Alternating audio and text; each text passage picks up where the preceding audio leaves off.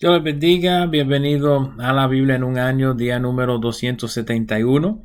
Hoy vamos a dar conclusión al libro de los Salmos con los Salmos 149 y 150 y luego entraremos al inicio del libro de Proverbios con el primer capítulo.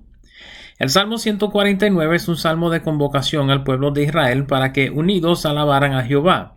El salmo es un poema quiástico, cual significa que empieza y termina con semejantes temas y tiene temas paralelos en sus versos, aunque es un poco más difícil de discernir en este salmo en particular.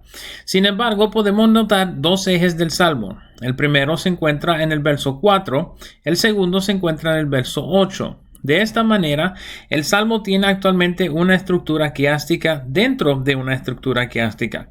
No se preocupe si no le es aparente su estructura, no es necesario para entender su mensaje.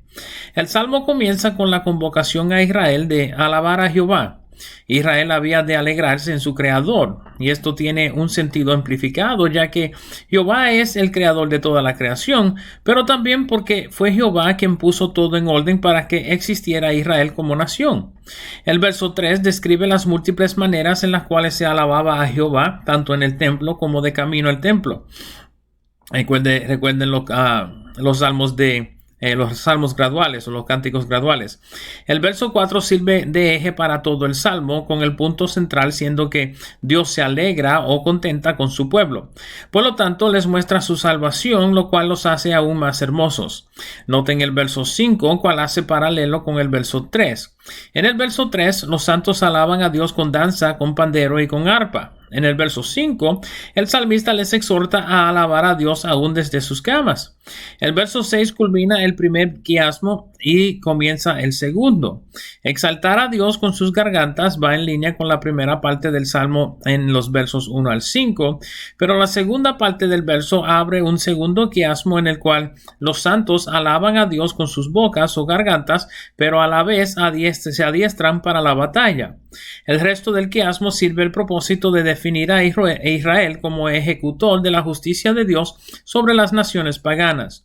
Para el salmista, esto era parte del motivo de la existencia de Israel, de hablar la verdad de Jehová y ejecutar su justo juicio contra sus enemigos. El salmo termina con la declaración que la gloria de Jehová en actuar en justicia es para sus santos y con otra invitación final a alabar a Jehová. El Salmo 150 se mantiene en línea con el previo salmo, en que habla completamente de alabar a Jehová. El salmo es simple en que define las múltiples formas en las cuales el pueblo podía alabar a Jehová, junto con los motivos por los cuales le debieran alabar. Los primeros dos versos nos dan razones por las cuales alabar a Jehová en su santuario o en el templo, y la magnificencia de su firmamento es una referencia a su estabilidad e integridad.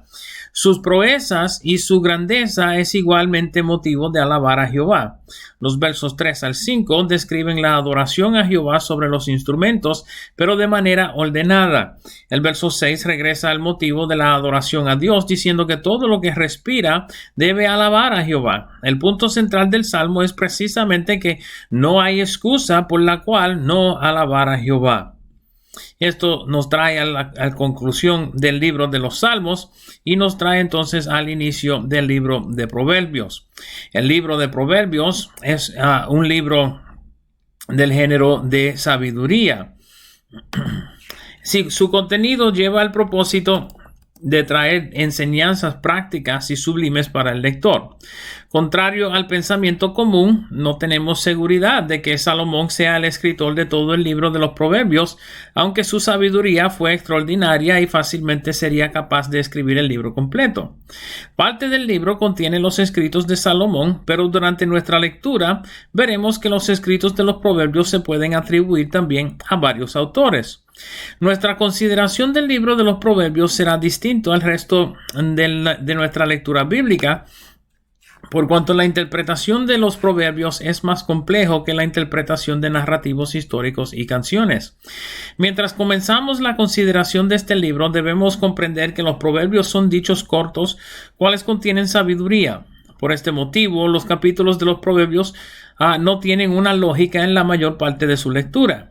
Es decir, que los capítulos de los Proverbios son al azar y muy pocos contienen una línea de pensamiento lógica, cual podemos decir es el centro del capítulo. Al contrario, debemos mirar el libro de los Proverbios por unidades proverbiales a la vez. A veces son un solo verso, a veces son múltiples versos, como veremos en el primer capítulo. Cada unidad se debe considerar en su mérito. También debemos notar que los proverbios no son historias ni son parábolas. Los proverbios son dichos cuales contienen sabiduría o enseñanzas. Aunque historias y parábolas a menudo contienen enseñanzas, el género de los proverbios no es tal que las utiliza de esa misma manera. Finalmente, los proverbios no son necesariamente promesas de Dios ni revelaciones del carácter de Dios. Los proverbios son más bien observaciones cuales traen una enseñanza lógica, práctica y espiritual de la sabiduría universal. El capítulo 1 del libro de los Proverbios comienza con la declaración que los proverbios contenidos al inicio del libro son actualmente de Salomón, hijo de David, mientras él era rey de Israel. Los primeros 7 versos definen el propósito de los proverbios. Los proverbios sirven para entender sabiduría y doctrina, sirven para consejo, para justicia y justo juicio, y para equidad y sagacidad, y para mostrarles el bien de la sabiduría, y para que las siguientes generaciones pudieran aumentar en sabiduría y conocimiento. El verso 7 tiene el propósito de glorificar a Dios por su don de sabiduría sobre la vida de Salomón, diciendo que el principio de la sabiduría es el temor de Jehová. Se acordarán que Salomón solo recibió su sabiduría luego de un encuentro personal con Dios en Gabaón, poco luego de ser nombrado rey de Israel en lugar de su padre David. Durante su encuentro con Dios, Dios le concedió una petición a la cual Salomón pidió un corazón entendido para lidiar con los problemas de su pueblo. En este sentir, Salomón testifica que su propia sabiduría es producto de su temor de Jehová. Los versos 8 y 9 amonestan a su hijo o a la siguiente generación a tomar en cuenta las enseñanzas de sus padres. Irónicamente, Roboam, hijo de Salomón, hizo todo lo opuesto. Los versos 10 al 19 ofrecen instrucción sobre las presiones de amistades y socios en cuanto a la solicitud de hacer el mal hacia los demás para el bien o la ganancia personal. El consejo es que tales individuos no buscan el bien, sino que buscan hurtar y matar, y que si su hijo se prestara para seguir sus veredas, terminaría en el delito con ellos, tanto de hurtar como de derramar sangre inocente. Más luego, en el capítulo 6, leeremos acerca de Dios aborreciendo las manos ligeras para derramar sangre inocente. Este consejo, aunque pareciera común, todavía es práctica y necesaria, aunque muchos no la reciben. Los versos 20 al 33 forman una sección comprensiva sobre el lugar de la sabiduría en el pueblo. Más bien es una sección sobre el lugar de la sabiduría entre generaciones. Noten en los versos 20 y 21 el uso de las imágenes de sabiduría clamando en las plazas y en las entradas de las puertas.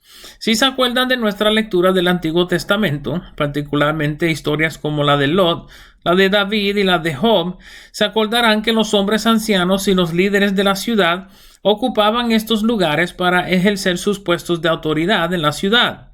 En este segmento, Salomón utiliza la imagen de tales hombres como una fuente de sabiduría.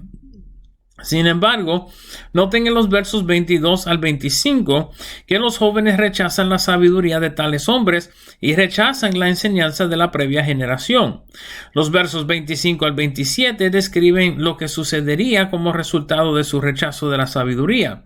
Dice que les sobrevendría calamidad y lo que más temían, clamarían y no serían oídos. Es importante notar que aquí el sujeto no es Dios, sino la sabiduría, y en algunas maneras el autor del libro.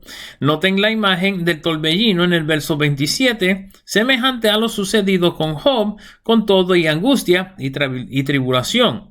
El verso 29 explica que el rechazo de la sabiduría es un rechazo de Dios mismo y del temor de Jehová, cual es su principio. Los versos 30 y 31 son increíblemente predictivas de lo sucedido con Roboam, hijo de Salomón, luego de la muerte de Salomón. El capítulo termina en los versos 32 Y 33 explicando que algunos se niegan a la sabiduría por ignorancia, mientras que otros se niegan por motivo de confianza en sus propios bienes o talentos. Sin embargo, es un terrible error ignorar la sabiduría. Estos han sido los capítulos 149 y 150 del libro de los Salmos, trayendo a conclusión nuestra lectura de los Salmos y el comienzo de nuestra lectura en Proverbios con el capítulo 1 de ese libro. Espero el video les sea de provecho y nos veremos por esta parte otra vez mañana. Dios me los bendiga, Dios le guarde.